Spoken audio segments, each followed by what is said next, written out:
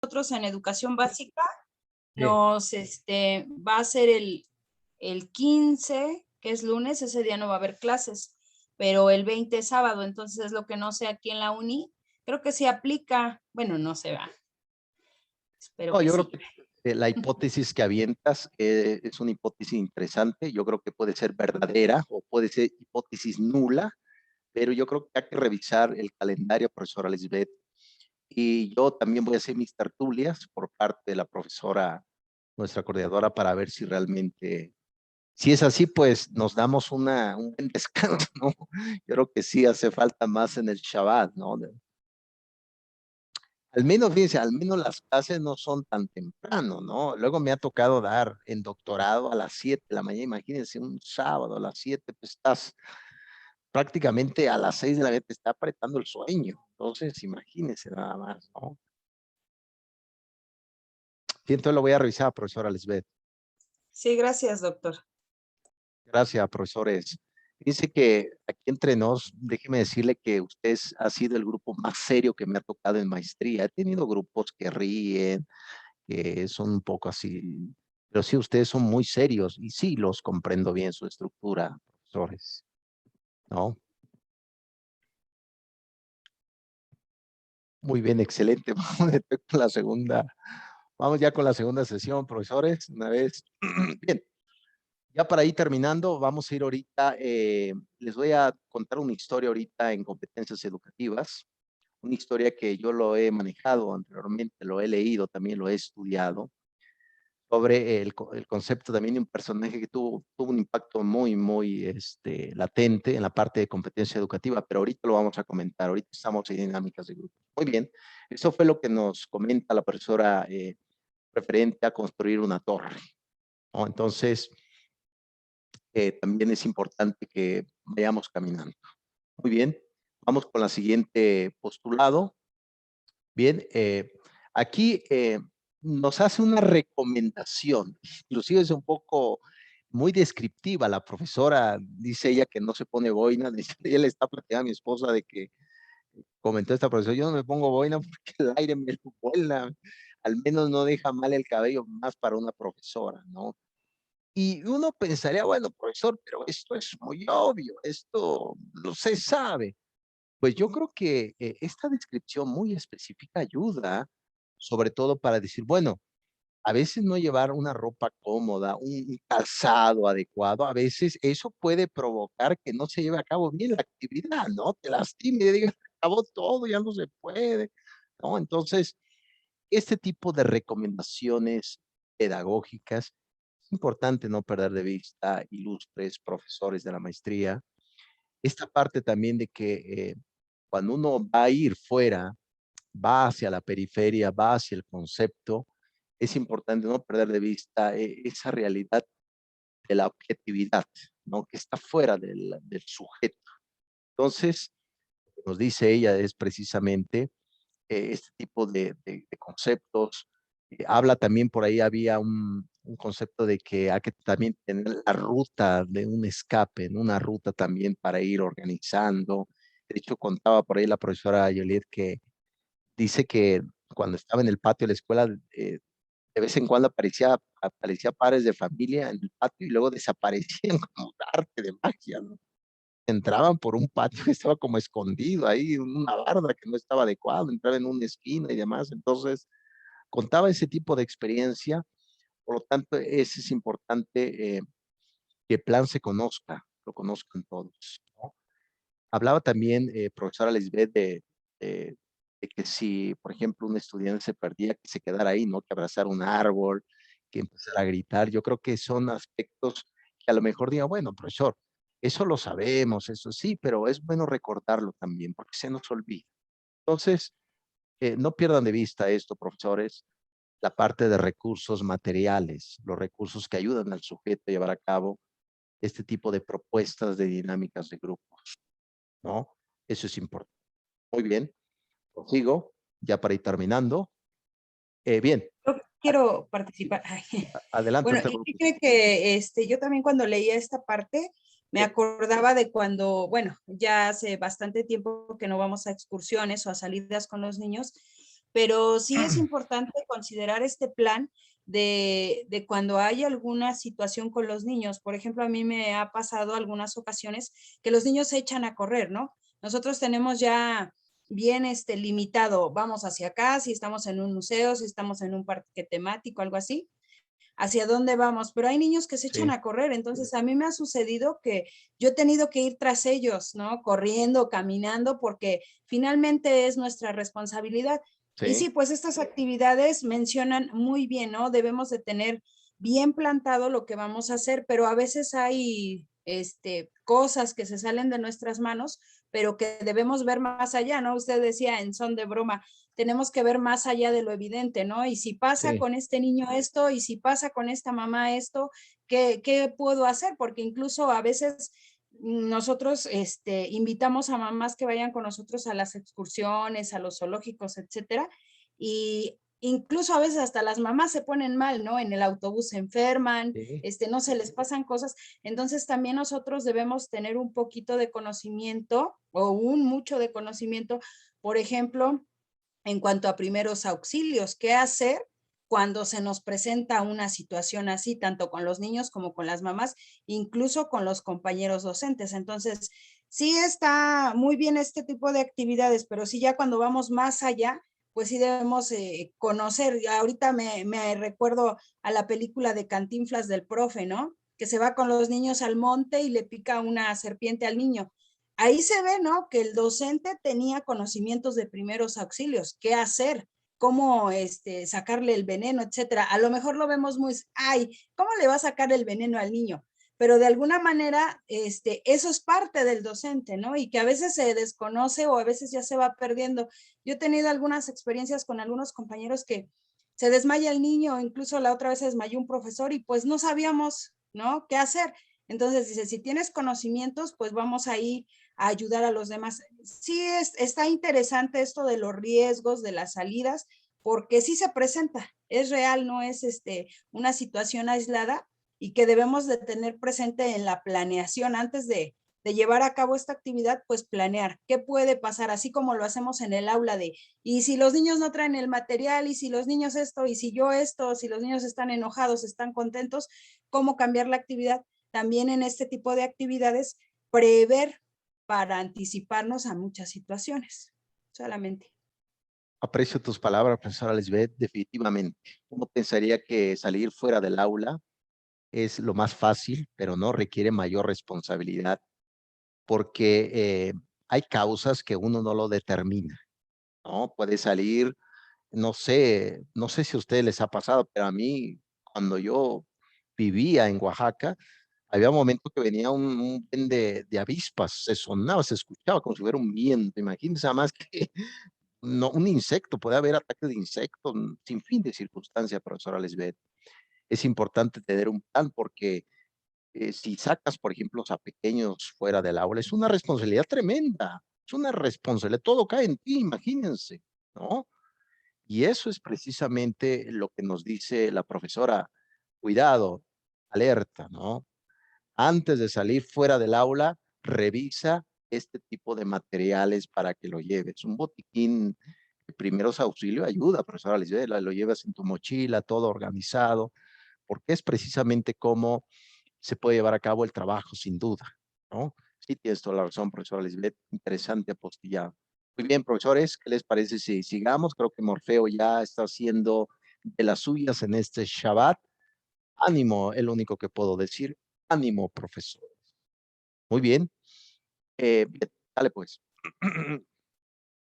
Ok, bien. La siguiente actividad lúdica, lo que nos comenta la profesora Juliet, recuerde muy bien que hubo alguien más que lo empezó a utilizar en su universidad, un director lo empezó a utilizar.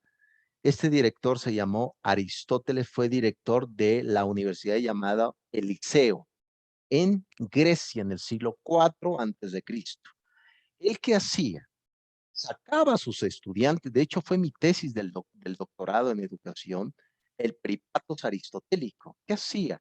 Sacaba a sus alumnos y les daba un tema específico, traía una literatura de ética, de física, de matemáticas, etcétera, y les decía, Divídense en grupos de 2, de 3, hasta de 4 y vayan conversando durante el trayecto del camino. Una vez caminando, se paran y empiezan a discutir. A ver, este equipo, ¿qué discutieron sobre el tema que les acabo de dar? La profesora Juliet habla de música, de cantar. También se puede utilizar la música, el canto en este tipo de actividades ambulantes, que se conoce como el peripatético. ¿Se acuerdan que les he dicho? Ah, es que son peripatéticos. No es insulto, significa caminando, caminar, peripatético, aprendiendo caminando. Eso yo lo utilizaba anteriormente cuando daba clases de religión, que me corrieron del estacionamiento, que no había espacio, no había, ¿no? Entonces, actividades ambulantes, la siguiente actividad lúdica. Caminar un rato, salir a caminar. ¿No sería acaso sorpresivo ver inclusive un grupo saliendo fuera, porque las aulas están juntas, me imagino, ¿no? En ese espacio? Ver, ah, mira, van caminando, ¿qué están haciendo? Se ha vuelto loco. Estamos haciendo una actividad lúdica, una actividad grupal, una dinámica de grupos, con este objetivo. Oh, impresionante, ¿no? Entonces, no se les olvide, siguiente actividad, actividades ambulantes. Eso a lo mejor se pueda utilizar, no lo sé, ¿no? Yo creo que los novios lo utilizan mucho, ¿no? Porque cuando van caminando van platicando, ¿no? Mucho. A ver, ¿a qué hora sales al pan? ¿A qué hora sales a pagar el megacable? Ah, salgo a las 5 de la tarde. Ah, ahí te veo entonces el esquí. Un ejemplo burdo, profesores. Un ejemplo nada más que ver. Muy bien, las actividades ambulantes, que no es propiamente el siglo XXI, ya Aristóteles lo utilizaba mucho, el peripatético. Muy bien, ya para terminar, porque ya vamos ya con la siguiente actividad. Bien, eh, aquí viene otra actividad, el concepto de la actividad lúdica, agruparse en torno a un círculo. Esta actividad, inclusive, la autora da diferentes como estrategias de cómo llevarse a cabo. Porque estar en círculo, uno se genera inclusive ese espacio de participación, ves a la cara al sujeto, es la parte más difícil inclusive cuando nosotros hablamos con la persona, no miramos a los ojos, ¿no? Imagínate ir en un transporte público y que te sientes frente a la otra persona, da hasta pena mirarlos a la cara, ¿no, profesor Edith? Da mucha pena, sacas el celular, sacas la revista El Vaquero, vas leyendo ahí, la revista del Condorito, lo que sea lo sacas, ¿no? Interacción. Hablaba, por ejemplo, la profesora Juliet de utilizar una pelota, ¿no? Es decir, se arma un conversatorio en el salón de clases referente a un tema específico, estás dando historia, estás dando civismo, matemáticas, y luego le dicen, salgamos jóvenes al patio, hagamos un círculo y yo le voy a aventar esta pelota a cada uno y les voy a ir preguntando. A ver, ahí te va, profesor Edith, ¿qué opinas tú sobre la clase de dinámicas de grupo? Ah, profesor, yo esto, perfecto, ahí te va. Hablaba de otra actividad también, encontrando el líder. Por ahí describía la profesora Juliet de que alguien tiene que tomar el rol del líder, pero ese líder va a ser, por ejemplo, si se peina, todos se van a peinar. Es decir, y el otro que lo va a buscar tiene que dar la espalda al grupo para que esta persona pues sea el líder y el objetivo es que se busque quién es el líder, pero todos en el momento que el líder haga así o así, todos van a hacer lo mismo. Entonces, ese es tipo de conducta aprendida para descubrir qué está detrás de esa apariencia corporal, ¿no? También hay otra actividad que también lo menciona. Esta actividad, fíjense, yo lo hacía cuando estaba pequeño. El escondite, no sé si ustedes lo llegaron a ser profesores. Yo lo logré hacer, soy del siglo XX, sí soy también del siglo, no somos del siglo XX. Entonces, ¿qué hacía? Pues igual se hacía actividades grupales entre dos personas y a veces se hacía de forma individual o entre dos, y tú tenías que contar hasta 20, ¿no? ¿Y qué hacía? Luego ibas a buscar al que se escondió, a los que se escondieron. Entonces, este tipo de actividad puede ayudar y que se puede hacer fuera del ambiente eh, eh, en el patio. Pero usted dirá, profesor, o a lo mejor la profesora ha de pensar, profesor, usted se ha vuelto loco. No hay espacio en el aula, no hay espacio, profesor. En efecto, en efecto, tienes toda la razón. Esa era la crítica que hizo el libro Educación y Pandemia, un manifiesto académico que sacó la UNAM. ¿Se acuerda que les comenté? Esa fue la crítica que hizo el manifiesto de la UNAM. ¿Por qué? Porque Aprende en Casa se creía que eran casas grandes. No, por Dios, estoy estudiando en la cocina, estoy estudiando en mi cuarto. ¿Qué dinámicas de grupo ni qué tonterías? En efecto, pero al menos, profesores, porque Juliet lo escribe desde Escocia, lo escribe desde Inglaterra, pero aquí en América Latina, ¿qué pasa, profesor? Al menos en algún proceso, en algún momento que se dé, pueden llevarlo a cabo. Yo creo que esa reminiscencia que decía profesora Elizabeth puede ayudar, que diga, yo me acuerdo de este profesor loco que nos hablaba de Aristóteles, no sé qué demonios, me acuerdo de él, lo voy a llevar a cabo. Excelente. Por lo tanto, ahí queda el libro. La siguiente semana lo vamos a retomar, profesores. Vamos, ya de hecho, yo casi termino ya de leer el libro. Ya lo había leído antes, por eso se los puse. Pero bueno, vayamos caminando. Ya están las actividades también en la plataforma, profesores, ya también para ir finalizando. Ánimo, ya casi terminamos nuestra materia de este cuatrimestre, nuestras materias. Entonces, como siempre, fue un honor haber compartido con todos el conocimiento, con alumnos muy serios, pero muy responsables en la parte del intelecto. Muy bien, profesores, algo que quieran comentar ya para terminar esta primera parte de educar fuera del aula. ¿Quieren comentar algo? Doctor, yo una duda. Con Adelante. respecto a lo que comenta de que ya estamos por terminar, en cuanto a las semanas que ya están ahí habilitadas en plataforma, ¿ya van a ser todas o va a subir más tareas hasta Voy la a subir. semana 15, 14? Eh, sí, sí. Por ejemplo, sí, aquí en Dinámicas de Grupo todavía voy a subir más actividades porque no he subido, me falta todavía lo que es Dinámicas de Grupos y proyectos educativos. Competencias educativas, ya está la última lectura que es Dale la vuelta a tu clase, que es el aula invertida en competencias educativas. Ya está la actividad. Pero, Solo que, perdón sí, que lo interrumpa, doctor, solo que de ese tema que está mencionando, que es el libro de darle la vuelta, no está el PDF en plataforma. ¿cómo crees? Híjole, estoy fallando. Profesor Edith, estoy fallando como político, no, perdón, como profesor. Yo creo que a lo mejor se me fue, profesora Patti. No te preocupes, qué bueno que lo menciona. Lo subo a la brevedad posible. Tengo el libro completo. Es un pedazo de libro, interesantísimo. Lo subo, a lo mejor se me fue, como se dice coloquialmente, las cabras al monte. Muy bien, excelente, profesora Patti. Sí, profesora Lisbeth, subo más actividades de dinámicas de grupos y de proyecto educativo. Ya vamos ya al final, ya vamos al final, ¿no? Muy bien. Vamos con competencias educativas. Vamos ya a terminar al profesor Perkins. Bueno, vamos a revisar aquí rápidamente el concepto de lo que nos comenta.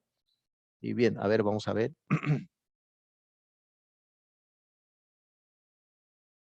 Que, a ver, déjenme aquí nada más. Vamos a ver. Ok, muy bien.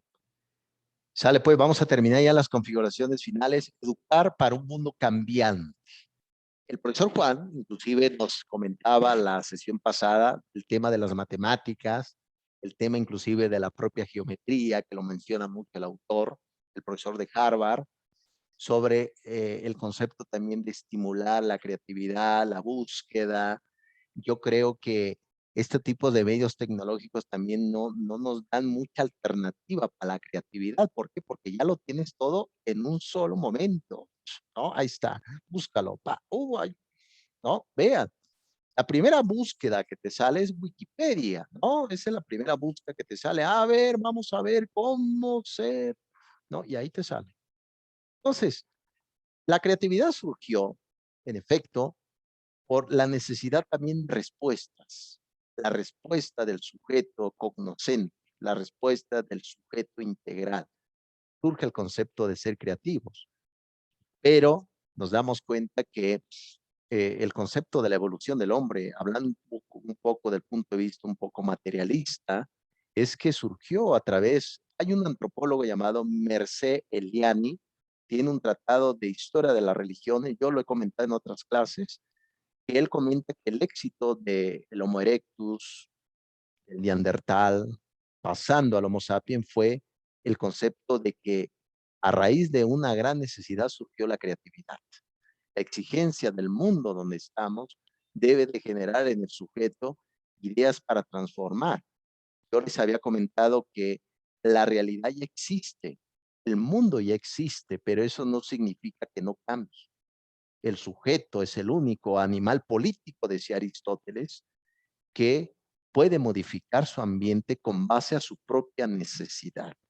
Vean, qué tanto hemos modificado, ¿no? Vean, por ejemplo, la narrativa del libro del Protágoras de Platón. Si ustedes leen el libro del Protágoras de Platón, van a leer el mito de Prometeo. ¿Se acuerdan que les he platicado el mito de Prometeo?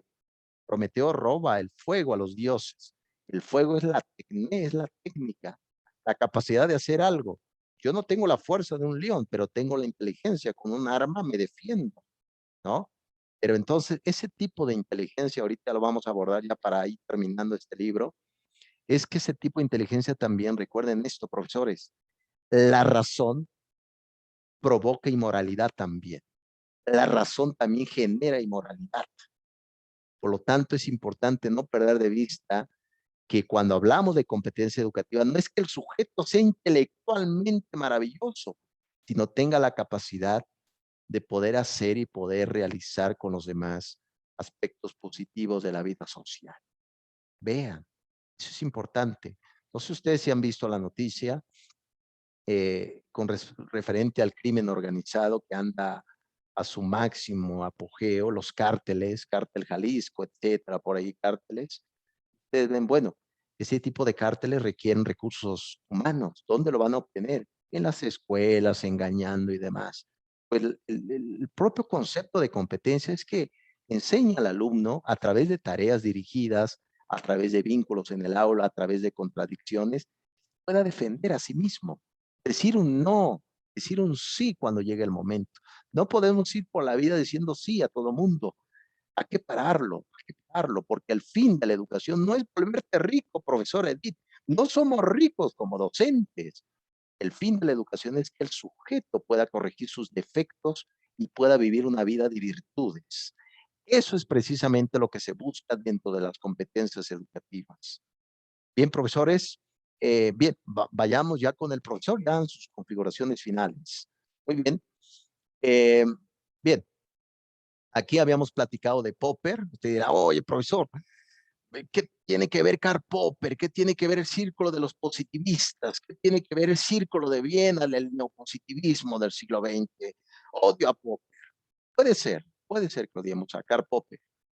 Popper, como les he comentado, nos decía lo que les acabo de decir, que no necesariamente un sujeto debe de ser bueno si es inteligente.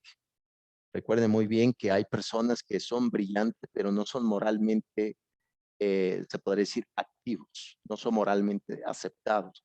Hay personas que no fueron a la universidad, no fueron a grandes, no han leído grandes autores, pero curiosamente viven mejor en la sociedad. Eso es el aprendizaje que nos dice Karl Popper en su libro Conjeturas y Refutaciones al Pensamiento Científico. Recuerden esto, cuando hablamos de competencias, no solamente es propiedad de la escuela, también es propiedad de una sociedad. No se les olvide esto. ¿Qué significa esto? Que las competencias educativas no necesariamente lo aprendemos en una aula de clases con un docente. Lo podemos aprender en la familia, lo podemos aprender en el grupo de amigos, lo podemos aprender en el ámbito laboral. La cosa es que aprendamos a identificar qué cosa nos conviene para nuestra formación académica.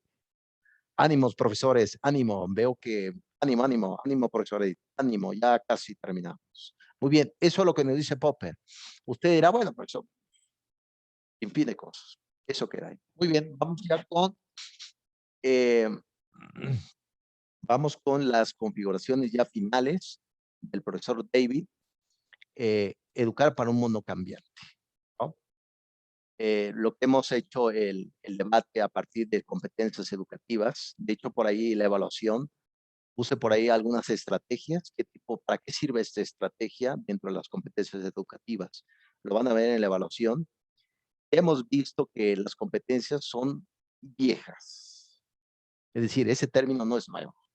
Ya viene desde muy antaño el concepto precisamente de correr, competir, de destrezas, de poder llevar a cabo ciertos organismos intelectuales, ¿no? Entonces, vamos a ver precisamente qué nos dice en términos finales el profesor en esta concepción. Muy bien, prosigo. Bien, a ver, vamos a ver aquí. Bien, primera tesis. Aquí hace una pequeña analogía. No sé ustedes, pero el día de ayer yo le estaba contando una historia a mi esposa que mis papás me compraron una pequeña chopper, una bicicleta. La destruí, profesor, la destruí. No sabía yo ni manejar bicicleta, ni nada, me caía cada rato, no sé, fue terrible. Precisamente, eh, esta analogía que hace el profesor dice que la educación, el aprendizaje, nos lleva a alguna parte, nos lleva hacia un lugar. A veces no sabemos hacia dónde ir. Precisamente en descifrar ese tipo de movimientos de la bicicleta, en descifrar hacia dónde quieres ir, es una parte de las competencias, decía el profesor David. Descifrar tu presente, ojo, descifrar tu presente, no el pasado, no el futuro. Descifrar tu presente te va a ayudar a dar pistas de cómo serás tú en un futuro, ¿no? Eso es importante y eso entra dentro de las competencias. Claro que sí, por Dios, porque las competencias no es algo que se piense hacia el pasado. No podemos ser judíos en pensar del presente hacia el pasado. Debemos de pensar el presente. Debemos de pensar el presente. Por lo tanto, profesora Patti, ¿hacia dónde va tu bicicleta? Profesor Juan, ¿hacia dónde va esa bicicleta? ¿Será que tendrás el control de ella, profesora Edith? ¿Será que tendrás el control de ella o te puede pasar que puedes caer, ¿no? Te puedes lastimar. Recuerden esto, profesores, eh, aconsejar, la educación también se convierte en un consejo, dar pautas, ayuda también. ¿Por qué? Porque la equivocación causa también falta de recursos, causa también pérdidas. Cuando nos equivocamos, perdemos cosas, ¿no? Entonces, hijo, no hagas esto, no hagas aquello. Eso ayuda. Entonces, ubicarse en este tiempo, de dónde quiere ir uno, eso es una competencia, profesores. ¿Uno cómo lo puede hacer? Dejando una actividad en el aula de clases. La actividad, fíjense, eh, yo lo vi en la universidad cuando estudié la carrera de Ciencias de la Educación en la licenciatura, se llamaba el escudo de la vida, así se llamaba.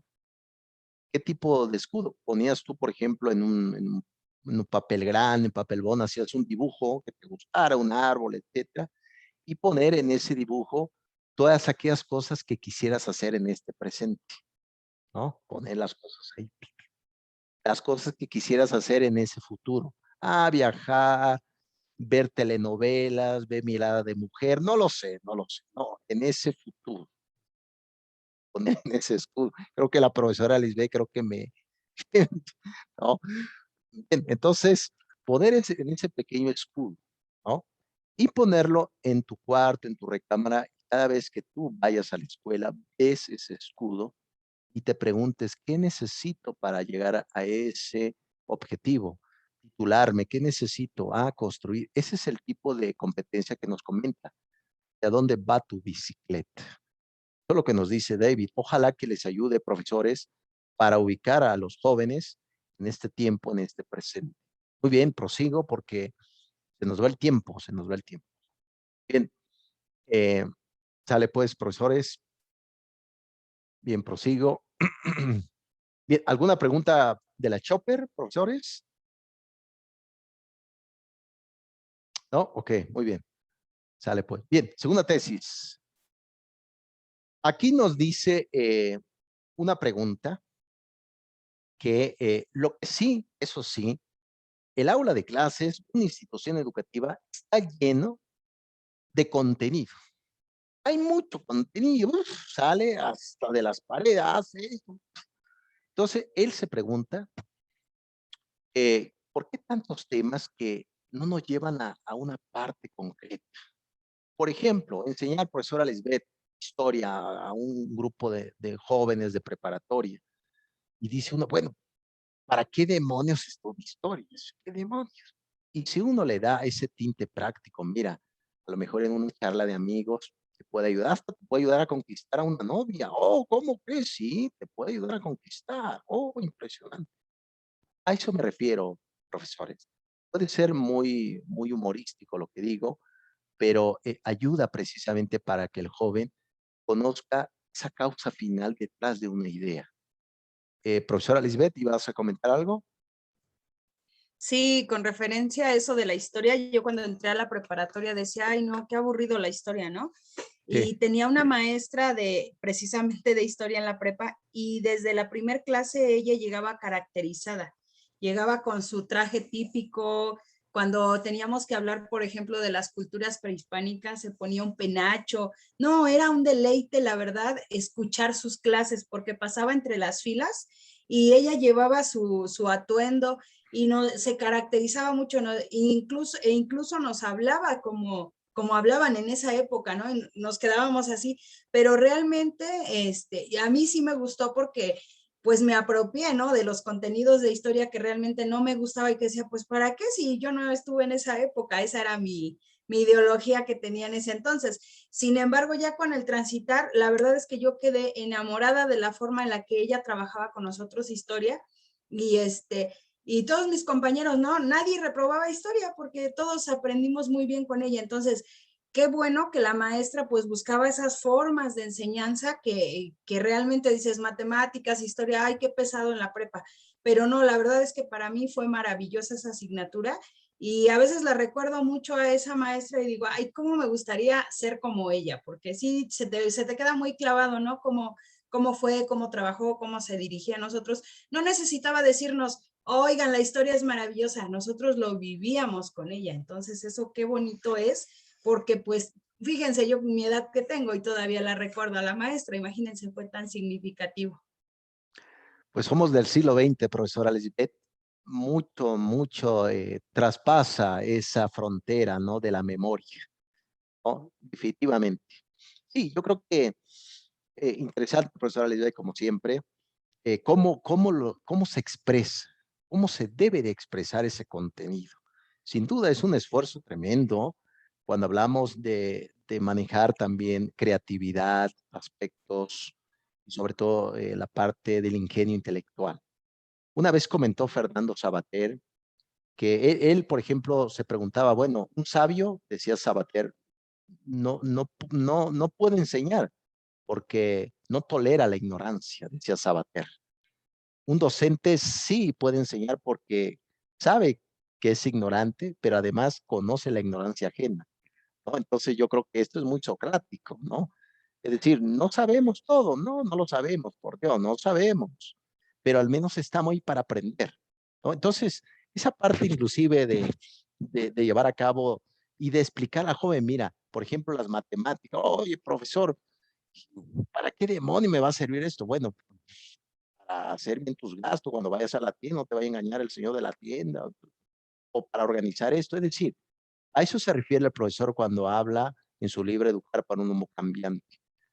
¿Por qué enseñar tantos temas que no nos llevan a una parte? Pero dice algo también interesante. Un docente, un alumno también debe de conocer de temas más allá de su ámbito específico. No conocer un poco a lo mejor de política, de economía, un poco de historia, un poco de geografía, porque en algún momento te va a servir, ¿no, profesor Juan? Te va a servir un poco de estos comentarios, yo me acuerdo de allá y demás. Eso, es decir, a veces el propio sistema educativo en México está lleno de paja y poco significado, ¿no? No hay tanta seriedad en este punto. Y eso va a ocasionar también, pues, una brecha educativa, ¿no? Y eso es importante no perder de vista, profesores. Las competencias dentro de la educación es importante, sí, pero no es el único lugar donde se aprende competencias. Ya se los acabo de expresar. Podemos ser competentes, inclusive no ir a la escuela, porque la escuela, la educación, y perdón porque cómo lo expreso, suena muy herejía pedagógica, es así, la educación no es para todos. ¿Qué tal si yo, como los hemos platicado anteriormente con John Dewey, qué tal si yo quiero un oficio, no quiero ir a la universidad, quiero trabajar? ¿Es correcto? Claro que es correcto, ¿no? Entonces, obligar a todos a ir a la universidad, yo creo que no es la forma adecuada para abordar este tema de la educación, ¿no? Yo creo que eso es importante no perder de vista, profesores. Bien, ¿qué les parece si tomemos un receso, profesores, como siempre, para que pongamos un poco de agua fría, que hace un frío terrible, ¿no? Aquí en la cara para despertar un poco. Y venimos, les voy a contar una historia fantástica de una persona que iba por el ágora platicando, haciendo preguntas, indagando. Esa es una de las estrategias que les quiero hablar hoy en este día en competencias educativas. Bien, tomemos un receso, profesores.